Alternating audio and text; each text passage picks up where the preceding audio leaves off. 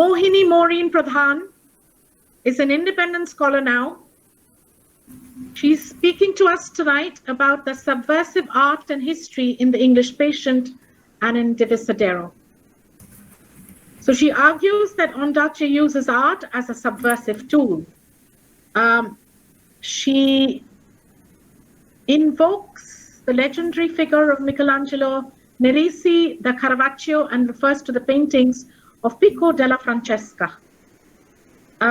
In his novel Divisadero, Ondaatje employs paintings signifying the idea of a cruel patriarch through the works of Ilya Rapin and Nikolai Ger. Art not only generates an aesthetic effect, but she points out Ondaatje explains it as mongrel art, which acts as a medium to present the social condition of his characters. She will also use, once again, a part of our University of Toronto Mafia, the last word, I think, still on Michael Ondaatje, Sam Solecki, when he argues that these elements are at the heart of Ondaatje's vision in his novels. The idea of subversion in art. Go ahead.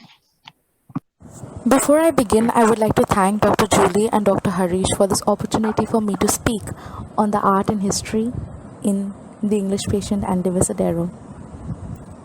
The novels of Michael Ondaatje depict a wide canvas of complex characters present in different landscapes and timelines in history.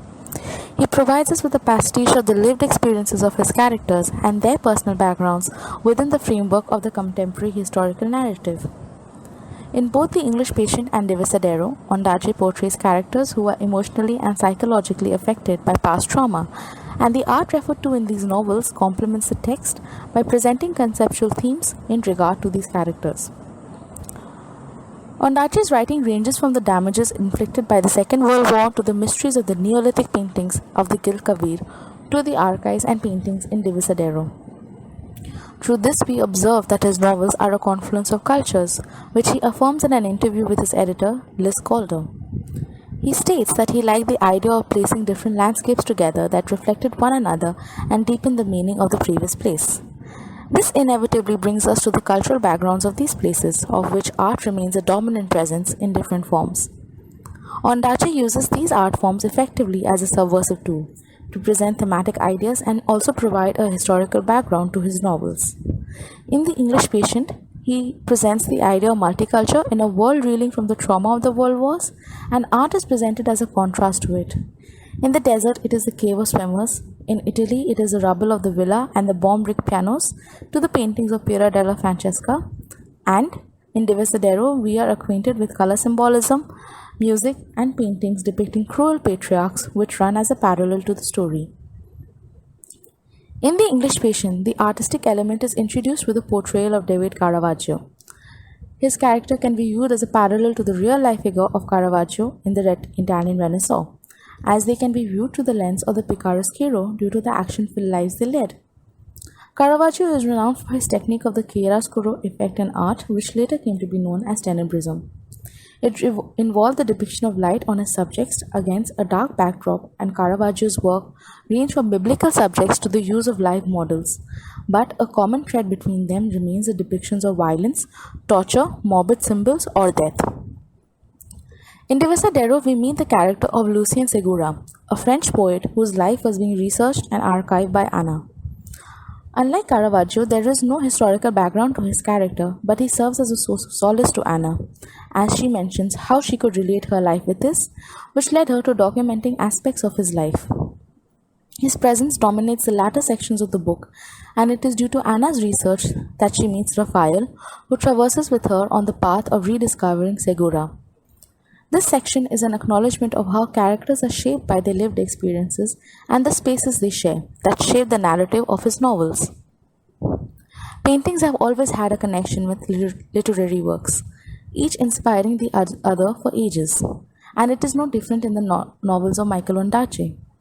In The English Patient, we are taken on a historical trip to Italy, where we are informed about how Italian cities have been battlegrounds from the 8th century to the Second World War.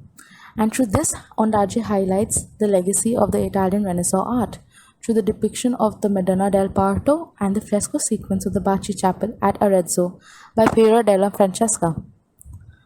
The frescoes are based on the legend of the True Cross and are a sequence of 12 paintings that are associated with it, such as the death of Adam, the prophets of the Old Testament, the Annunciation of Christ's birth, and Emperor Constantine's dream and battle victory. The importance of Piero della Francesca's paintings is that it is mentioned in the context of Kip, the Eastern representative in the novel, whose imaginative capacity is enhanced by the artistic subjects, whom he perceives as, and I quote, the fresco's royalty. It clearly impacted his thoughts, and we see the mingling of cultures of the East and West through Kip's imagination and Italian art. The movie adaptation depicts the scene of Kip showing the beauty of the chapel to Hannah, and I shall be playing the clip for a visual experience.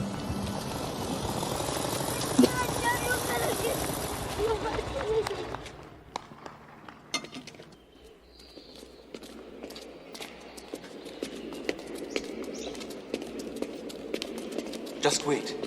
Don't look at anything yet.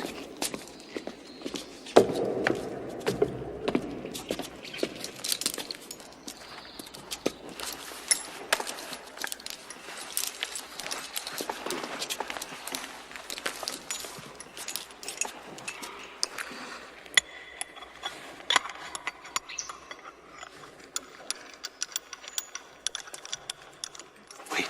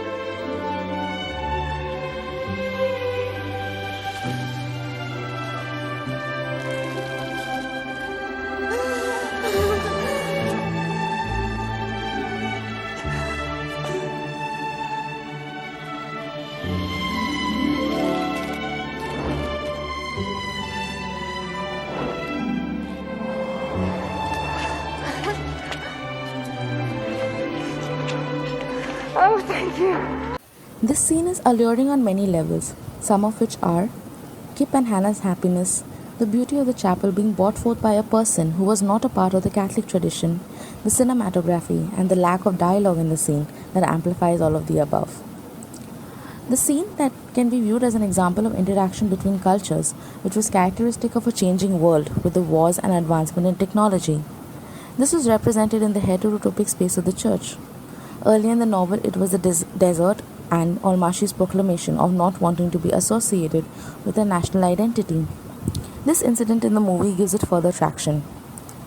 The discovery of the Cave of Swimmers brings in an element of ancient art in the novel, and its significance lies in the historic value and that both the desert and the villa were heterotopic spaces whose inhabitants become international nomads and exist in harmony, which is in contrast to the war that was caused due to differences in nations.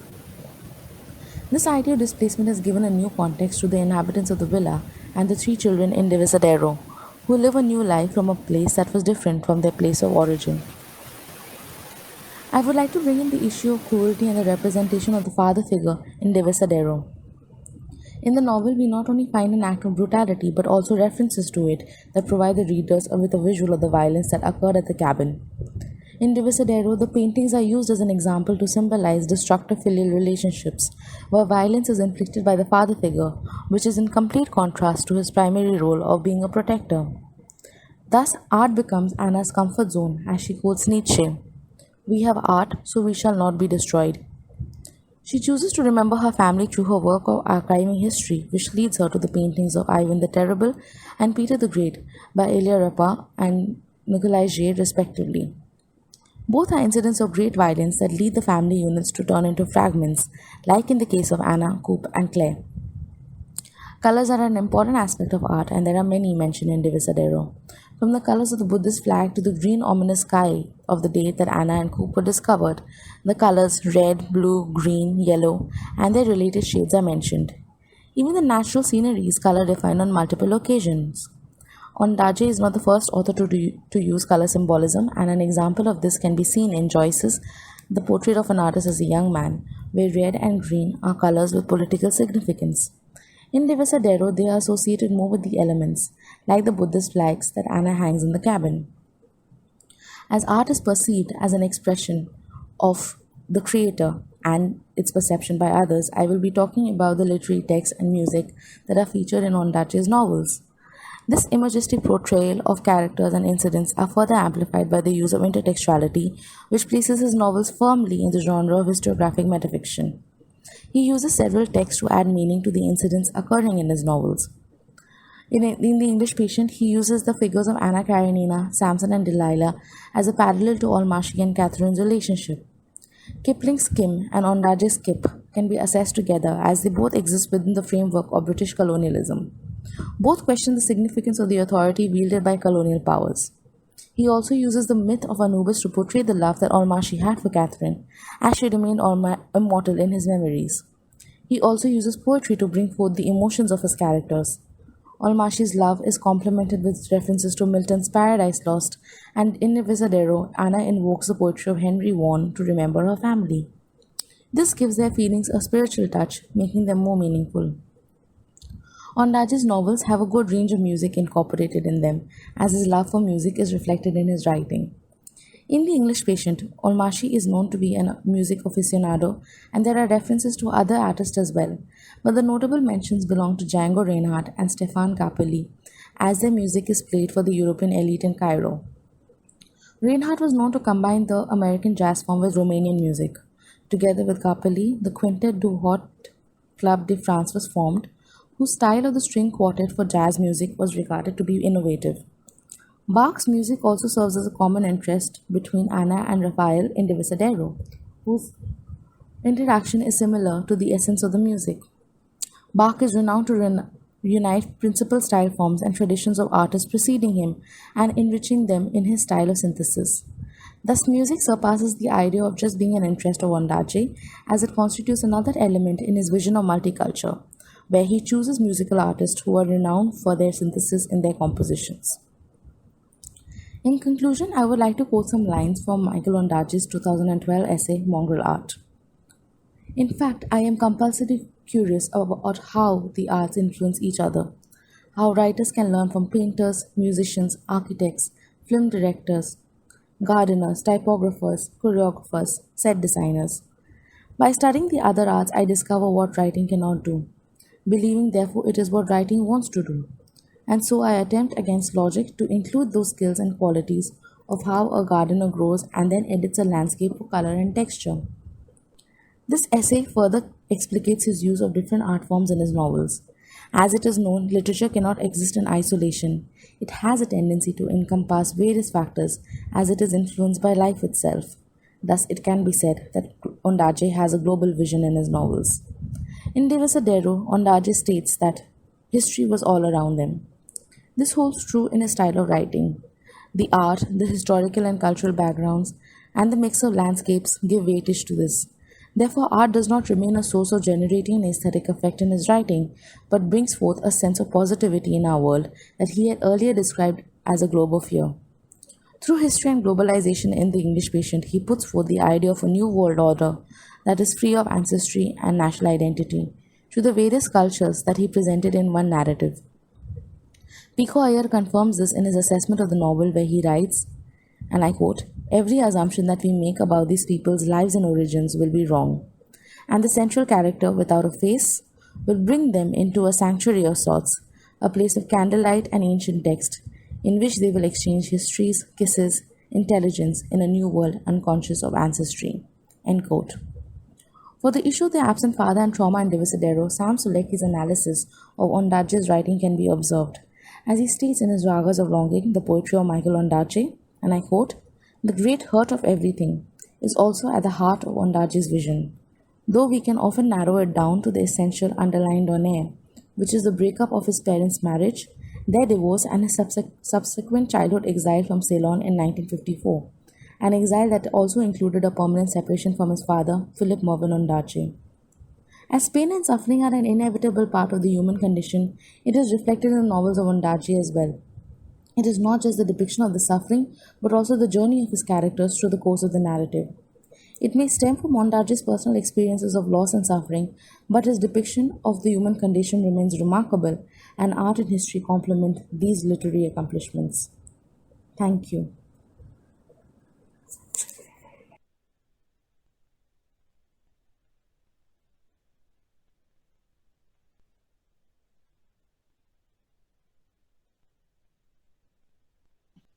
Thank you, Mohini, for that very uplifting and pleasurable view of the pictures.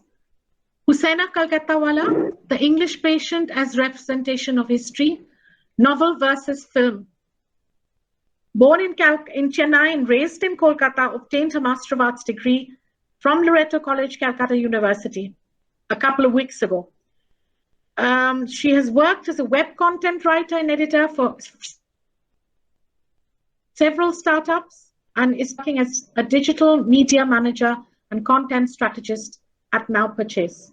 She's a copy editor and research assistant for Rising Asia Journal, and with not much more ado, but to state the chance to pursue a PhD and become a published author. Go ahead, Husaina, looking forward. Film versus the text of The English Patient. Go ahead. Thank you so much, ma'am, for the opportunity.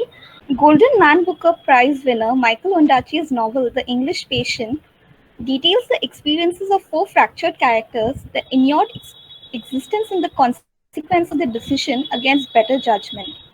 Ondaatje's fine, nuanced, and non-linear writing is formidable, but writer-director Anthony Minghela's 1996 film of the same name uses skillful transitions and flashbacks to visually arrange what Ondaatje calls the novel's tactile landscape. Minghella brings a seductive physicality to the screen, burning sandy slopes which hide individual tracks, a churning storm that blinds horizons, and the hypnotic aerial view of contoured land lying as sinuous as human forms. Through interlaced scenes, each saturated with emotion, he uncovers the inner passions of his characters.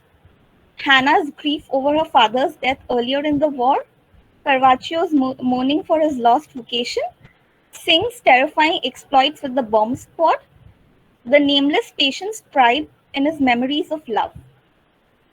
It is still the case that when a work of literature is turned into a film, almost inevitably the discussions arise on whether or not the film is largely faithful to the book and whether or not it achieves the original's quality. The film being rarely able to do justice to the book for most viewers. The central aspect inevitably involved in the adaptation of a novel for the screen is the need for omission and abbreviation. Writer and director Anthony Minghella stated that one of the things that struck him the most about the novel was its, I quote, deceptive appearance of being completely cinematic. Brilliant images are scattered across its pages in a mosaic of fractured narratives, as if somebody had already seen a film and was in a hurry trying to remember all the bits, unquote. Like the patient's personal version of the histories of Herodotus, Ondaatje's novel is large. Its narrative structure is not based on chronological events, but is constructed largely of numerous non-sequential memories and experiences of the four main characters. This non-linear narrative structure, however, is more than a narrative device. It is through this use of non-linear narration that Ondaatje not only tells the personal stories of the four main characters, but deconstructs the way history itself is recorded, narrated, and understood. The use of Herodotus as a structuring device in this way is particularly appropriate. For just as the film glides back and forth from the wartime present of the Tuscan convent to the pre-war days of desert exploration, which provide the backdrop for Almashi and Catherine's affair. So Herodotus too skips from one city or country to another, from one century to another in a way that is at first bewildering. Herodotus' work, moreover, is a kind of a scrapbook, for it contains not just the narratives of the war between Persia and Greece, not just the early history of the participants in that war, but a wealth of other information. Throughout these accounts of people, of foreign people, Herodotus is concerned not only with the historical past, but with the present. Albeit, as Mingalla's film opens and closes with the sight of Ulmashi and Catherine flying in a tiger moth over the desert, Catherine is slumped forward as if sleeping, so the end of the histories also echoes its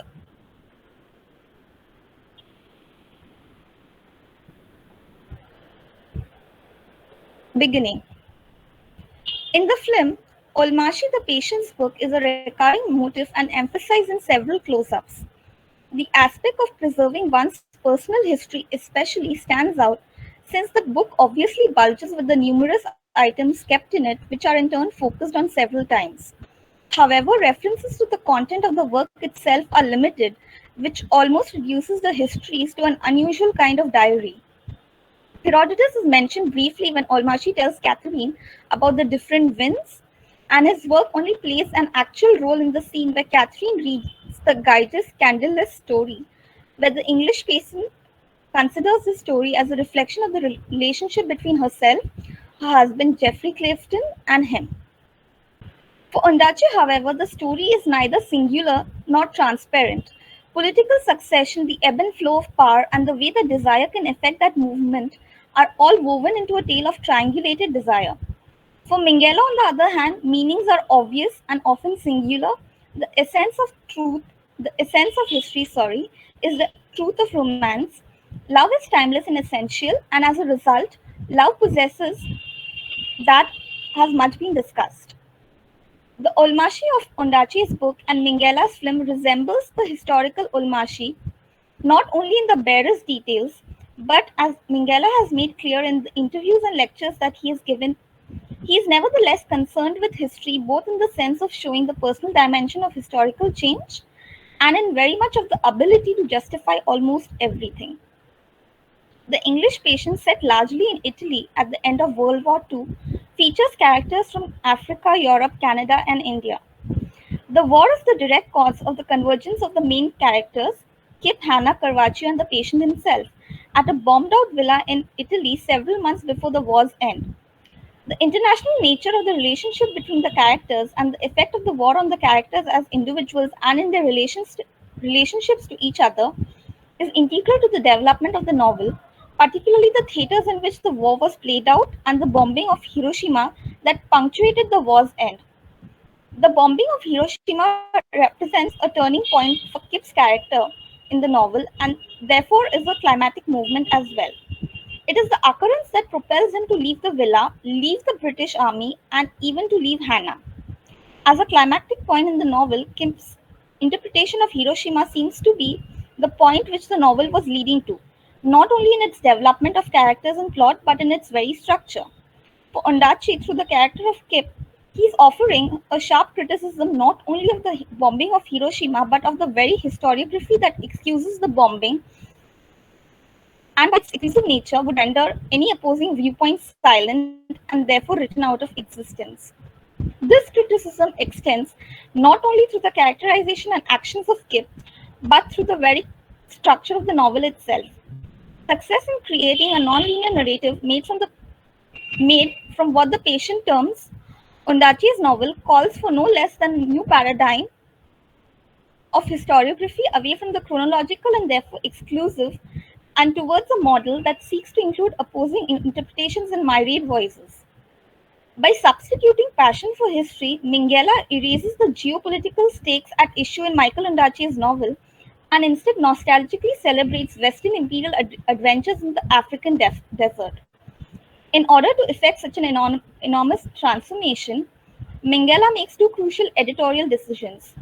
First, he refuses the novel's all-important climactic moment and of the characters in the monastery to the news of the bombing of Hiroshima. And in doing so, he displaces Kip's, Naveen Andrews' reaction to that horrific news onto his reaction to the death of his sergeant and friend Hardy, Kevin Whately. This historical illusion is covered over by Minghell's second major editorial decision to privilege the obsessive, adulterous love story between Catherine Kristen, played by Kristen Scott Thomas, and Count Almashi, played by Ralph Fiennes, controlled by the latter's point of view. Such a refocused lens foregrounds traditional masculine fantasies of desire. For the secrets of the desert repeats yet again an old story of mythic romance dependent upon hackneyed Orientalist tropes. While such decisions ostensibly were made according to the film's editor, Walter Murch, in the interest of both economy and in the grammar of the film, white Anglo-European men such as Almashi, Hardy, Maddox, and Clifton emerge as the ultimate victims of World War II, their suffering and death serving as an opaque screen for millions of war-dead Asian as well as European. The fiery explosion of Catherine and Almashi's plane, which initiated the retrospective narrative, is intercut with the film's narrative present in 1994 and Hannah, Julie Binoche's experience of the war. Despite Minghell's reduction of the presence in the movie, Kip and Hannah as a couple reflect the novel's evocation of an utterly different, one might even say, contemporary relationship, one based on mutual recognition and awareness of difference, and an evolving realization of the other as an object of desire. The film retains Kip's rescue of Hannah from the wired piano, the mined garden, and her insistence on helping him dismantle it. She is also hacked off her hair in slapdash fashion while Kip carefully maintains his traditional long hair bound up in a turban. Hannah admires the beauty of his undone hair as she watches him wash it outside in the garden. She goes to his bed, he does not go to hers. However, in the chapel scene, so radically revised and expanded from the novel, it may be called an original, and Minghella conveys the delicacy of the relationship and its differences from Catherine's and the Count's. While it echoes the Cave of Swimmers in terms of a darkened interior space, it also puts Kip in the role of a guide as he orchestrates the logistics for the purpose of surprise and pleasure. With regard to the representation of history and its impact on the present, the novel often makes use of linguistic constructions that suggest simultaneity of times. The way past is described here suggests a non-linear progression, but a fragmentary, repetitive, and contradictory structure in which the remains of history continue to haunt the present. It should also be noted how the dying of Catherine's embalmment is described in the novel both in terms of the nature of history and culture. Herbs and stones, and light and the ash of acacia. It belongs to nature and have covered her body naturally because she has been lying in this particular environment. The color which Almashi paints her, however, is taken from the ancient cave paintings. It is both associated with Catherine's cultural habit of translating her face when she puts on makeup and with the ancient traditions he had discovered in Herodotus, in which old warriors celebrated their loved ones by locating and holding them in whatever world made them eternal. A colorful fluid, a song, or a rock drawing. And of course, even with the prehistoric times when the rock paintings were created. As a result, her life and death are located in a timeless realm of analogous science and recurrent practices and experiences. In the film, the complexity of this passage is lost. As has been mentioned in the chapter, The Body as a Site of Memory, Catherine in this film is not only embalmed by her lover with saffron from the thimble he gave her, but also the historical connotations created in the novel through using color from the cave paintings and the reference to ancient traditions recorded in Herodotus are lost in favor of emphasizing the theme of eternal love. A further instance also connected with the body aspect is the film's description of the Cave of Swimmers as being located in a mountain in the shape of a woman's back. This evidence that culture pre-existed and their discovery and inscription by the West is thus instrumentalized as another means to foreground the romantic and erotic. However, the film ends by reinserting Hannah and Kip into the narrative conventions of Western romance, thus undoing the contrast between the two couples that it had been set up and developed in the first half. Once again, this emphasizes Minghela's decided move from the novel's central perspective. Two scenes illustrate this point dramatically. The first locates Kim's motivation for leaving the monastery with his loyalty to the Allied project and Western individualist ideology, not as in the novel, with his sudden and complete recognition of the Western racism in which he has been complicit. And although Kip's departure from Hannah and the monastery occurs as a consequence of orders to ship out, his emotional estrangement for Hannah cannot be separated from his guilty recognition of what he sees as his own self-absorption. Minghela's creation of the sequence functions as the film's preeminent example of historical displacement. As Walter Murch indicates and quotes, the film just didn't seem to want to accommodate the bombings of Hiroshima and Nagasaki. Hiroshima intruded as an extraneous political event. For those of us familiar with the novel and with the material events themselves, such displacements posit, perhaps unwittingly, a version of film essentialism in which film and romance are naturally equivalent and political critiques of Western adventurism are dismissed on ostensibly aesthetic, apolitical grounds. Thus, Ondaatje's insistence on the horror of atomic warfare through Kip's recognition of Western imperial racism and his decision to find a home among the world of his father and brother are disavowed. Instead, once again, the film substitutes passion for history. In this case, personal guilt is borne not by the Westerners who planted the landmines that killed Hardy, but by the East Indian man who has spent the war diffusing such bombs. David Carvaccio, a compelling character in Ondaatje's book, is considerably weakened for the screen here. He appears before Hannah as one who simply knew her father, not as someone who had been a part of Hannah's life in a time of peace and had loved her in an avuncular manner. Minghella retains Carvaccio's identity as a thief and a spy for the Allied forces, but disappointingly uses Carvaccio only to elicit confessions from the dying Almashi. However, under a smoky white light in a Tobruk prison, one swift debilitating cut to the quick make makes Carvaccio, William Dafoe, deliver his pound of flesh for the film. One may, however, argue that the film has many facets to it and combines them in a much fascinating and fluid style with great polish from John Seale's cinematography, Stuart Craig's production design, and Gabriel Yared's insinuating score and Walter Murch's adroit editing, such that its cumulative effect is much stronger than the sum of its parts. In the acknowledgements to the novel, Ondaatje presents the historical research he has done to write this book and which sources he indirectly included through quotation. For example, he starts the novel with an excerpt from the minutes of a meeting from the Geographical Society of London and quotes passages from Major A.B. Hartley's Unexploded Bomb. Some of these sources, such as the Unexploded Bomb, are taken out of historical context, while others, like Kipling's Kim, are fiction. He included a lot of this background information to establish a connection to the historical past. Ondaatje refers to many dates, places, and battles in his novel. He found that there was really a Hungarian Count Almashi, living in the times of the Second World War, who was supposed to be involved with Rommel in this war, which is a parallel to the character of the English patient, who might have been a spy for the Germans. There is also evidence that there was a Lady Clayton, East Clayton, who died in a plane crash in this period of time. Mixing fictional and non-fictional materials reminds the reader of the subjectivity of writing history and that interpretations are influenced by traditions and culture. In 2018, The English Patient was named as the best work of fiction in 50 years of the Man Booker Prize.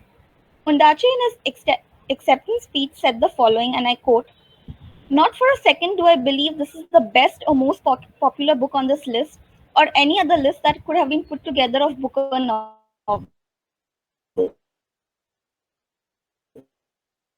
I want to thank Inspire in England, Ellen and Stewart, and in Canada, who published this novel, and finally to my friend Anthony Minghella, who is no longer with us, who I suspect probably had something to do with the results of this vote." Unquote. The English Patient is also the latest British series in the works from Miramax TV, which has been ramping up its London-based operations. BBC is developing a series based on Ondaatje's 1992 novel, which tells the tale of a badly burned count who who recounts his memories of the Second World War as he is tended to by a patient in an abandoned Italian villa. Thus, one may conclude that in a rare case of text versus screen, Ondaatje's book stands in its own unique splendor, while Minghell's film blazes in its own light. I'd like to end my paper with a video, and I'll just share that.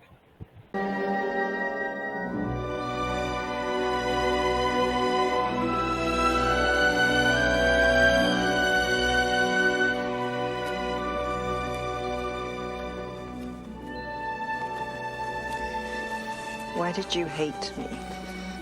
What? Don't you know you drove everybody mad? Shh. Don't talk. You speak so many bloody languages and you never want to talk.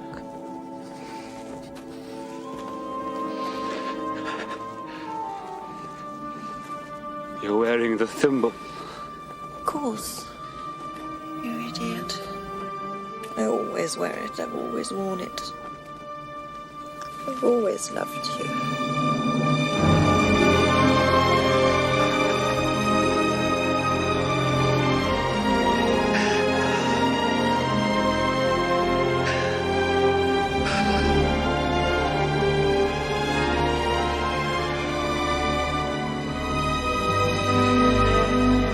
Thank you, Husaina. Brings back so many memories of seeing that gorgeous film.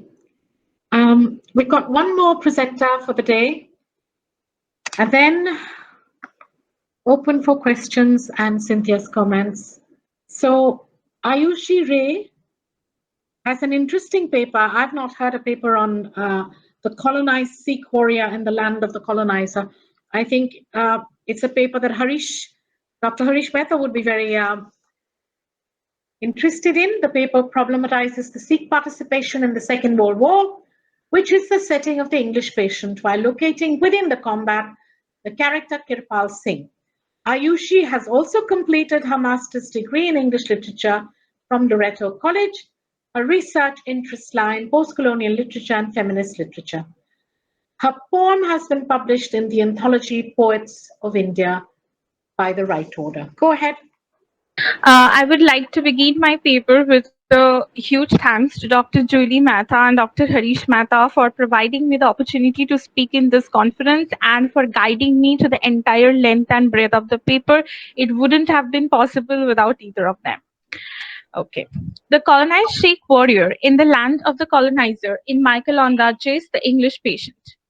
My paper argues that the Sikh character Kirpal Singh or Kip in The English Patient is an authentic Indian voice protesting loudly and clearly against the racial superiority and technological savagery of the West. I will focus on the development of the character of Kip, the participation of Sikhs in Second World War, and how all of it was a huge political gamble for the Sikhs. When Ondaatje introduced the character of the Sikh, his tone sets him apart from the rest of the characters. He enters the Villa San Girolamo, hearing the sounds of piano and contemplating a hidden bomb, rushes in to stop the nurse Hannah from playing. An Indian soldier, very dutiful at his work, may be a bit too dutiful. The readers are made aware of his different culture through a conversation that Kip has with Caravaggio. He is always washing his hands. Caravaggio is at first thinks he's too fussy. How did you get through war? Caravaggio laughs. I grew up in India, uncle. You wash your hands all the time before all meals. A habit. I was born in the Punjab. Nikki Kuninda Singh, in her paper, Twice Repressed, The Case of Ondaatje's Kip, says, Ondaatje's verbal camera focuses on Kip's appearance, on his upbringing in India, on his sacred space, the Golden Temple in Amritsar, and on his spiritual psychological development from a colonial to a post-colonial character. The more authentic Kip becomes as a human being, the more deeply rooted he becomes in his own religious faith. Ondaatje's narrative serves as a beautiful introduction to Kirpal's Sikh identity. Kirpal's long black hair provides a signifier of his religion, which represented the Indian goddess for Hannah. Kip, on a leisurely conversation with Hannah, takes her into a mental journey back to the homeland, the central shrine of the Sikhs, their Harimandir in India. Ondacha's words present a rather sensual and intense description of the Sikh shrine. It has been admitted by Ondaatje that in his childhood socio-political cultural differences bothered him, and thus Ondaatje chooses to leave out sociological facts of Sikhism. A case in point is the fact that there were almost 6 million Sikhs in 1941. It has also been pointed out by several scholars that this mention of a Sikh Indian characters to Kirpal amplifies the religious vision of Andaj's novel. The brief history of Sikh participating in the Second World War.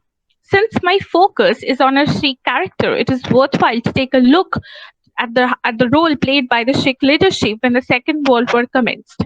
As Britain declared the war against the Germans, the British kind of took it for granted that being under their rule, Indians would unquestionably extend their hand of support towards them. However, the Indian National Army leaders protested, saying that no prior discussions have been made with them in this matter. The Muslim League, in spite of initial condemnation, ultimately expressed support for Britain. However, things were a bit complicated for the Sikh leaders, as Khushwant Singh says. For the Sikh leaders, the war created a crisis of conscience. Their loyalty to the Raj had been diluted by the events of the preceding 20 years, but they did not wish their community to lose its coveted position in the armed forces. One half of the Sikh community, Chief Khalsa Diwan, immediately declared their support for the British Raj, while the Sikhs who were in the Congress had diluted support. Sympathy, but no support. The Akalis were the most confused of all, because just prior to this declaration of the war, they had to go to prison for Gurudwara agitation, therefore, was left with little or no respect for the British. However, wanting to keep up the number of Sikh soldiers in the army, the Akalis eventually joined in the war, but they insisted that the non-kosher meats were made available for the Sikhs and they should also be allowed to wear kirpans. Notwithstanding the fact that majority of the Sikh sub-communities and leaders have gone pro-British, isolated incidents took over all over the country, which led the British to temporarily stop the recruitment of Sikh soldiers. Such incidents were seen in newspaper reports such as a Sikh squadron of the Central India Horse refused to go overseas, the Sikhs of the Royal India Army Supply Corps serving in Africa refused to load stores on the plea that they were not coolies. For the Sikh, acceptance of fighting the war for British was just the first step. Another crucial step was to make terms with Indians who belonged to other religions, such as the Hindus and the Muslims. While the Muslims were attracted towards the idea of getting their own independent nation. The Sikhs, therefore, were in a sensitive situation even before the war officially began because they found themselves amidst a rift. On one side were the Indian National Congress, who had resigned from the authoritative position under the British and were leading their own resistance for the freedom of India, and on the other were the Muslim League, fighting for a Muslim state, which required a division of the land in which the Sikhs resided. Before arriving at the villa, all these political permutations and combinations were happening on a macro scale. On the micro scale were soldiers like Kip, who were unaware of these big goals that were led off by the Sikh leaders and were sent off overseas to fight the war. He was the second son of the family and according to his family tradition was supposed to be a doctor. But with the commencement of the war, Kip joined the Sikh regiment and was sent off to England. When the War Office took the responsibility of bomb disposal as well, Kip and a few others were given that responsibility and were sent off to be trained by a certain Lord Suffolk. For the first time in his life, Kip started seeing a bomb not just as an amalgamation of metal and chemical, but as a living enemy who was watching over him and could blast at any moment, taking not only his life, but those around him as well. Contrarily, his brother, who was the eldest of the household, refused to join the army, or rather anywhere where the British was in power. So they dragged him in their jails in the Lahore Central Prison, later the Jatnagar jail. Lying back on his cot at night, his arm raised within plaster, broken by his friends to protect him, to stop him trying to escape. When he heard that his younger brother was going to fight for the British, all he said was, "Take care. They expect you to fight for them but won't talk to you." The shadow of racism has always been a prominent portion in the English patient. When Kip first arrived in England, standing with other soldiers, he was asked to stand apart and was made to feel guilty for being brown among the flock of whites. He felt as guilty as if he had put the book in his pocket. She had probably never seen a turban before. Then he was asked to stand apart. Kip had always wanted to embrace his new land he was being sent off to, and this was a hindrance and at the very beginning. In fact, his brown Indian complexion has often been a point of sexual interest for Hannah because, according to her, it made him look exotic. As Homi Bhabha says, that the brown skin is the most visible of fetishes. Nikki Govinda Singh, in her paper, Twice Repressed the Case of Andaj Skip, says Bhabha qualifies darkness as a prime signifier of the body and its social and cultural correlates. Drawing upon the work of Carl Adams, Bhabha reflects its scopophilic value. The pleasure value of darkness lies of withdrawal in order to know nothing of the external world. History usually provides a foundation for the stereotypical idea of national identity, which is assigned by place and or nations, not an accurate or definitive representation of an individual. Kip tried to be a part of this English music. As Ondaatje has said, Kip is a man from Asia who has, in this last years of war, assumed English fathers following the codes like a dutiful son. When the bombing of Hiroshima and Nagasaki happened, he fathomed that there will always be a distinction between us and them, and no matter how hard he tried to camouflage amidst the peacocks, his crow feathers will be enough to distinguish him from them. It took an atomic bomb explosion for Kip to understand that he will never be accepted by the white-skinned people, and in his anger, he had aligned the English patient with the white race, saying, "American, French, I don't care. When you start bombing the brown races of the world, you are an Englishman." Kip's primary identity was of an Indian sheikh and then a sapper in the British Army. While the former had been subtly there, the latter was mostly dominant, and employing Stuart Hall's theory of cultural identity, we can say that it is not about being, but becoming, and thus Kip ultimately chose peace with his identity as an Indian above anything else. To conclude, as one of India's minority communities, the Sikhs' decision to support the British in Second World War had a political cause, yet at the microcosmic level, it was Kirpal Singh who represented the Sikhs in foreign lands. Ondaatje has presented him not in a stereotypical way, with a sword in hand, angry Sardarji. Kip was as flexible and adapting as his own religion, adapting himself to various situations as far as possible, which made the English patient call him a Fato Profugus, faith's fugitive. However, in the end, Kip had remained stuck to his own faith and religion. If he would have parted with it, Kip would have left something there at his gesture, but he had his own faith after all. The character of Kip forms a bridge between the Oriental and Western civilization and culture, just like Sikhism had been a bridge between Hinduism, Islam, and Christianity in India. The acquaintance that Kip had formed with the white people was like a bridge connecting his own ideals and theirs, but with the bombing of Hiroshima and Nagasaki, the bridge was broken and Kip turned away from his foster family. By the end of the novel, Kip had become an independent man, breaking the shackles that had kept him bound all these years.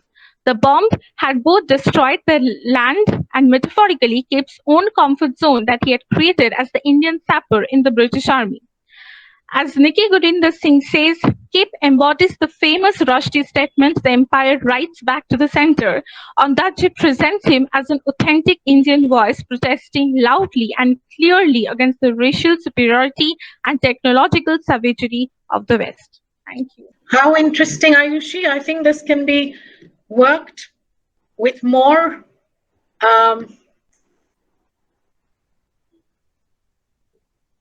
grist to the mill and perhaps be a publishable paper.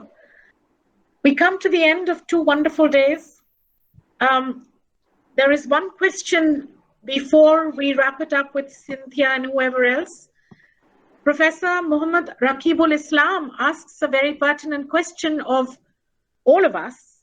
In The English Patient, Ondaatje preaches for a borderless world, but he fails to execute at the end. Is it possible to create a world having no borders? Because borders, in broader sense, is the reason behind the conflict and chaos which we have been experiencing from prehistoric to historic or pre-colonial to post-colonial periods. Any of our speakers, welcome to jump in. Raka, if you wish to, you can quickly go for it, because I know this is very close to your heart, but very short and very pithy, please. Thank you. Yes. So when I asked the question about is it the possibility of a world without border, I was thinking maybe this is the imaginary homeland Rushdie was talking about. This is the fiction. This is the fiction. I mean, in practical terms, perhaps it's impossible to have a world without borders because borders are just not physical. Borders are here, right here in all of us. In so many sectors and so many spaces.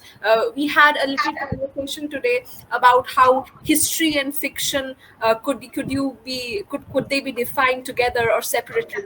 And I was thinking that, you know, the part where borders really erase is when we enter fiction and then we demarcate that fiction into our own lives and own experiences. So I think the best way I could answer this question is the possibility of a world without border is the possibility of minds, of I would say, of perspectives coexisting together. So we can have borders and coexist in harmony. And that is possible, I think, through Ondaatje and a lot of post-colonial fiction per se. So that is my response. Thank you. Thank you, Raka. Thank you. Marlene, Aparna, Cynthia, anyone, please do jump in. I think Raka put it so well, that borders live in cultures and in the human imagination. And I do think, and I'm sorry to obviously draw attention to the situation that we're all in, but I think that material and basically non-human events, nature doesn't respect borders. Nature sort of gives the lie to certain kind of notions of propriety and property by making us so vulnerable.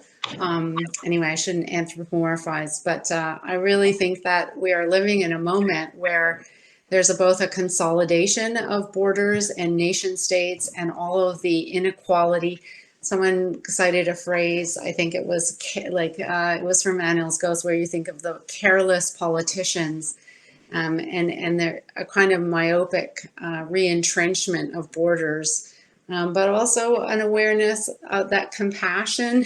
And I know I sound very sort of silly, but these kinds of meetings, which are dependent on funding and technology, I'm not so naive, but I really think that we can see both sort of natural and non-human sort of events as giving the lie to our fixation with borders, and also acts of compassion that demonstrate the capacity. And I think that they're aesthetic and imaginative and very courageous. But Raka, you said it so well, so thank you.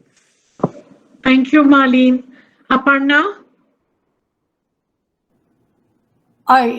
Exactly. I couldn't say it better myself. Thank you to Raka and, of course, to Marlene. But I do want to sort of throw this in there. I am a Sri Lankan passport holder, and I think Harshana spoke about this yesterday as well. And so the concept of the absence of borders is very much a utopian fiction for me. Every time I travel, every time I approach a border, I am consumed with, quite frankly, PTSD from my experiences of having been threatened with deportation and so on and so forth. And I think while it's possible problematize the notion of a border. It's still so concrete for so many of us. And I feel like it is the echo, even in the fiction, that can reach beyond the border. I mean, it's always there in The English Patient, isn't it? I just wanted to throw that in there. Thank you, Aparna. Dr. Rakibul Islam, I hope that answers your question as best as we can do, because there are really no easy answers. Harish, may I suggest that you wrap it up and then the last word can go to Cynthia? Yes. I would thank everybody, all the presenters, the keynote speakers, the plenary speakers for the last, for yesterday and today, for coming in, giving that time, and taking us through such a large spectrum of ideas and themes and theories. You know, it's all there in the abstracts. I don't want to take up any more time to get into the details of what was said. Aside from just adding one comment, which is that you know, a lot has been said about Ondaatje's perhaps underplaying some of the obvious historical facts, and in his defense, it's really, you know, it's a novel, it's a novelist. This question has been asked from, let's go back to recent history, to the Chinese Communist Party, which in the Mao era imposed a diktat through one of their major ideologues that the novels, the Chinese short story writers and novelists must serve a purpose of propaganda. You know, they wanted to revolutionize, you know, so women who were coming out of the pre-Mao era suddenly became liberated. So they wanted fiction to, so the government wanted stuff done. So that's one thing. So, but you know, so we now become sort of guardians of what Ondaatje writes, and we then sort of tell Ondaatje, hey, you got, so you know, he's got to write what we like to hear, and that's not going to happen because, you know, he's a novelist, and he's a burger. Now, you see, that's the other point that nobody has mentioned, is that the burger is the term. It simply means a person who lives in a borough or a certain area, but they're a minority. And being the minority, it's very difficult for, you know, if you, there was a lovely article in the 1960s, a New York Times piece about burgers. And the reporter went and interviewed a lot of burgers in the 60s. And what they found was that the burger, you know, didn't want to vote for a communist party of the country because they didn't want to be political. So the burgers that this reporter interviewed clearly said that we are so small in number that we want just to assimilate. We do not want to court controversy. We want stability. So I'm not sure if somewhere in the back of Ondaatje's makeup is that quintessential burger, you know, which sort of appears and then disappears. So from time to time, I'm sure Ondaatje has to confront the burger. When the burger appears through time. And so, okay, if you take the burger out of the picture, you're left with a minority. You know, the fact that Ondaatje belongs to a certain minority. There were only 30,000 of them in Sri Lanka in the 60s. That's how small it is. They're smaller than the Parsis. So the fact that he belongs to a minority perhaps explains why he cannot write that sort of a book, which might have been written by, say, a Tamil or a Sinhalese, both larger in number. So perhaps, but perhaps not. So I'll conclude with that. But I would, since I'm not going to be coming back again, I just want to say one thing about the book that we are planning. We are already in a conversation with a large international publisher to publish the proceedings of this conference, and I'll be in touch with all of you in the next few days to talk about it.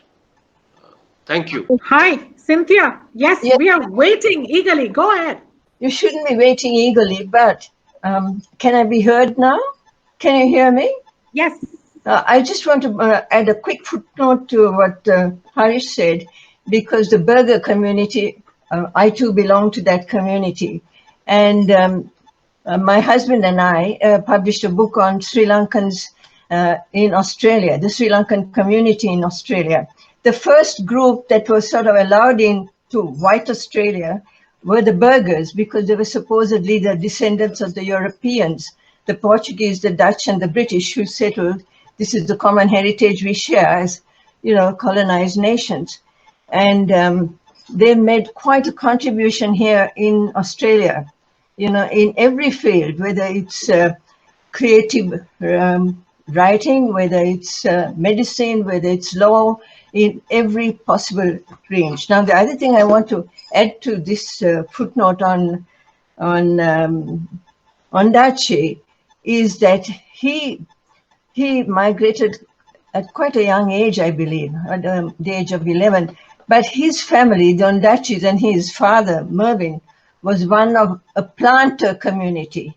The planters were the successors, Aparna, you would know all about this, to the British who first established the tea plantations in Sri Lanka. And they led really luxurious, lordly lives on their estates, waited on by servants in uniforms and all that. They were very much imitators of the British Raj in that time. And one reason, I think this possibly links with Michael Ondaatje's sense of the absence of the father in his life, because in the luxurious way of life that was theirs, I don't think any father even contemplated the possibility of having to change nappies and put his son or daughter to bed or anything like that, or tell them stories. It was simply part of the kind of existence they led. I think even today, those, Prince Harry, or was it Prince or his father, talking about the absence of parenting, because they did not live those lives very close to the parents, where you had servants like ayahs and, black slaves in the African regions of the world. The closest relationship was between the black nurse and the child she brought up, and often, in fact, was nursed by her, actually. The child was, till quite grown up, or not grown up for goodness sake, but till he was much older. Now, one thing quickly I wanted to just pick on, listening to the variety, and congratulations to all you presenters. You were so professional, so wonderful. Every one of you, even those very young persons who entered on the stage later, seemed so interested and always had a way of adding their own personal, view of whatever topic they were addressing, whatever novel. So it was quite a feast, and it was wonderful, wonderful to listen to. So I made so many notes, I can't think of which one I'll pick up and look at now. But one common point all of you made was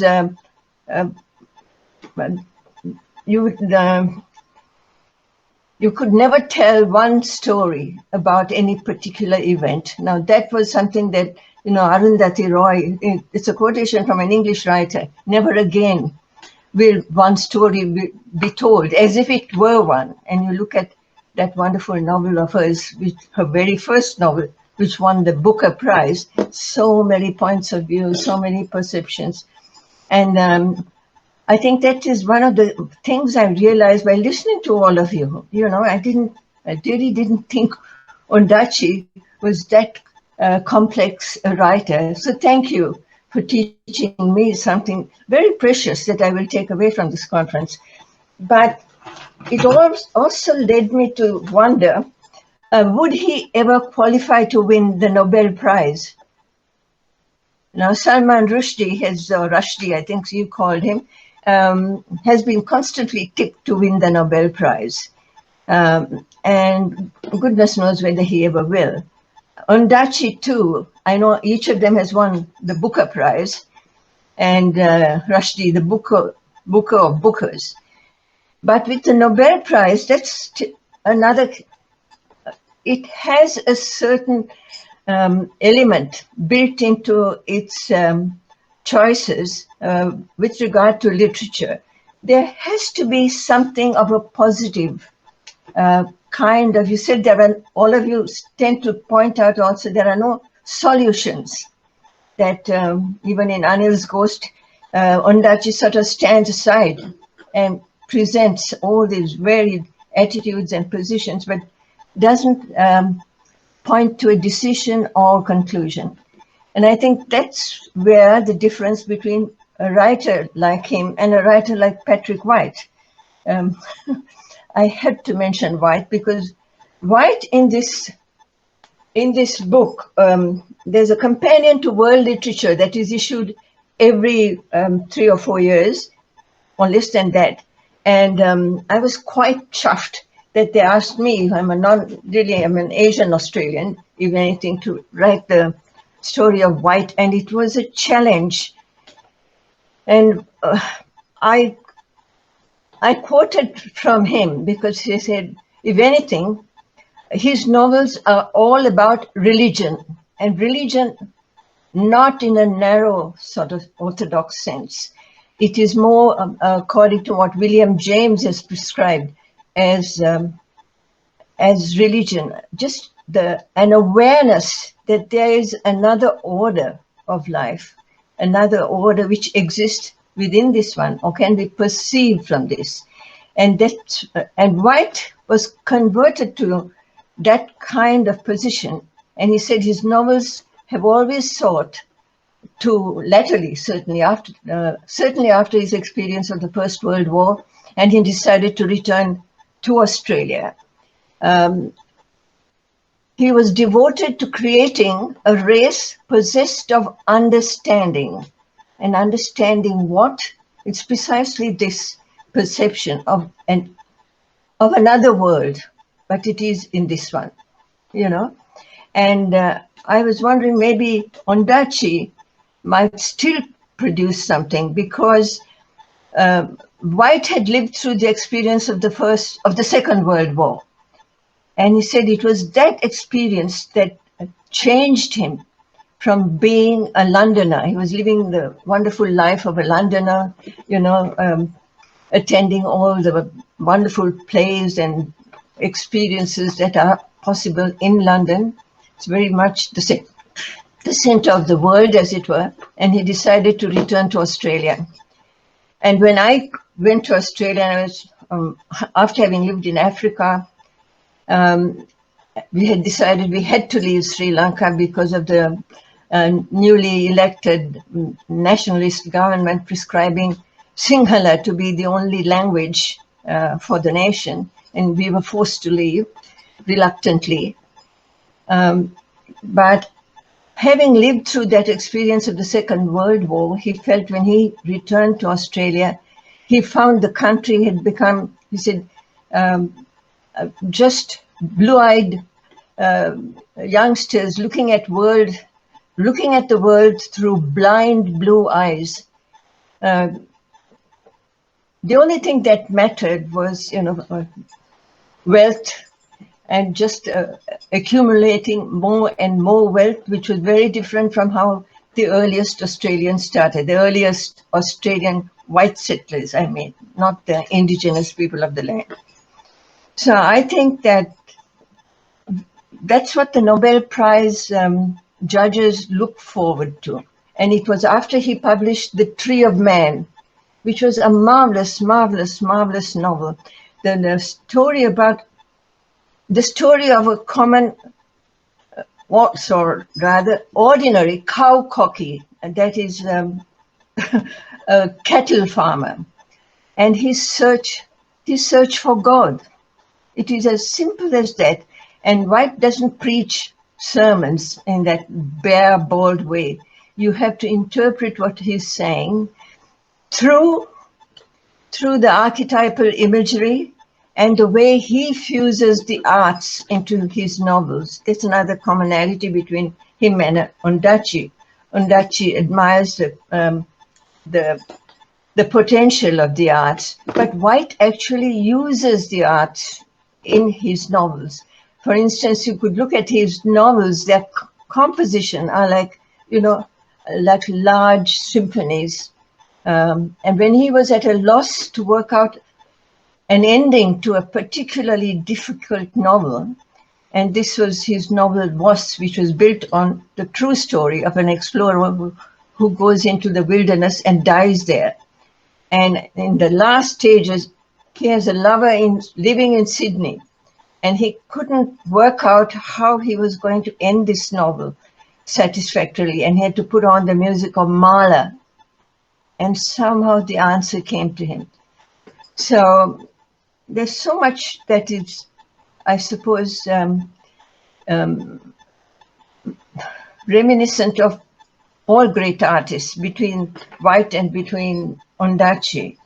But I think finally the arts, White always has, if there's an artist, the artist is the central protagonist. In The Riders in the Chariot, it's the indigenous, the black man, the painter, who paints that wonderful vision of the four riders in the chariot. People drawn from different backgrounds, the German refugee, the professor, the English washerwoman, the Australian spinster, and so yes, there's four of them, the artist, the painter, and those two women.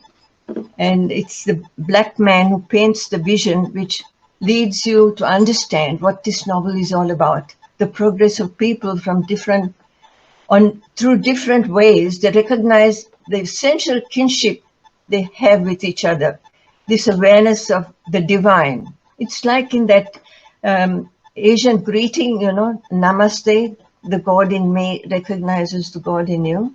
And that is what each being, each of these four beings who encounter each other discern. And that's the lesson of that novel, the search for God, and how it is only in that final awareness, not spoken in a broad and bold way, but in the most artistic manner, but readily understandable because of the archetypal patterns he uses in his work. So that I must say this was a wonderful experience for me, really, really. So thank you. And so I've congratulated the presenters. I come back to congratulating you too, Julie and Harish. God bless your work. Okay, bye. It's been a huge gift, and we will miss you until we get in touch about the book and then the next conference. So thank you, everybody, from my heart. You've made my day, my month, my year. Thank you for being here. Bye Yes. for now. God Bye-bye. bless. God bless. Thank you, ma'am. Bye. Bye, everybody. Bye, Isabel. Bye, Marlene. Stay in touch. Bye. Bye to all of you. Has been a pleasure. Thank you. Thank Love you, ma'am. guys. Thank you. Take care. Love you. Bye. Love Thank you you, all. Mohini. Thank you, Mohini, for making this seamless. Thank you. Bye. Bye-bye. Bye, Isabel. Bye, Marlene. The people. Cynthia, bye-bye. Harish. Bye. Bye. The people who run the tech. My hat is off for the people who run all the tech. And I did want to say, because I just didn't want to interrupt, but entering into the dialogue as younger scholars it's wonderful work that you're doing, and just arriving on the scene. If you haven't given a lot of papers, you fooled me, because it seemed like you were so poised and so professional. So thanks so much. Anyway, I'm going to hang up, but I hope that we will work together and think together again. because my heart needs this, my brain needs this. So thank you all. Okay. Wonderful. Yes. Bye. Bye. Bye. Bye. Bye. Yeah. Bye. Thank you. Bye bye. Has been great.